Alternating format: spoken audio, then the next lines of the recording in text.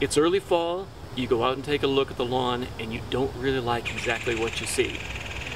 Big brown spots, little brown spots, or areas where you have grasses that you never saw them before, but you don't like it. So what you may want to do is think about a lawn renovation. And fortunately, fall is the perfect time to do that. It's nature's best way to think about seeding. First thing you want to do is assess what kind of conditions you have. Was the problem, as I mentioned earlier, with an area of grasses that are weedy and just bad and you want to kill the whole thing out and start over again? Fortunately, there's a product called Roundup that you can spray. It is non-selective, so it kills everything it touches, but it wipes everything out without any harm to the environment, and you can immediately reseed because it's only absorbed through green foliage. So once it hits the soil, it doesn't have any adverse effects. So you can go ahead and seed immediately after that. If you have small areas, such as I have here, you do want to prepare a seed bed. And the more work you do with that, the more you break this up and loosen this up so that you have good seed to soil contact, the better your seeding is going to be, the more successful it's going to be. So I've already done some cross hatching here like this and just loosened this up. You want cracks and crevices for that lawn seed to fall into.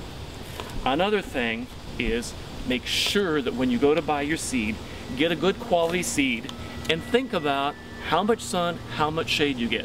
Is it 4 hours of sun a day, 6 hours, 8 hours? That's important because you want to match the seed to the sun that you get during the growing season. So once you have your soil worked up like this, it doesn't have to be perfect. You just want a nice seed bed. Small areas like this, I would just take my hand. And one of the most common mistakes is people tend to seed a little bit heavy. The seed you don't want it touching, you don't want it resting on top of each other, so you want it very, very, very light like that. In larger areas, and I just happen to have an area that I renovated recently like this. This was quite a large area.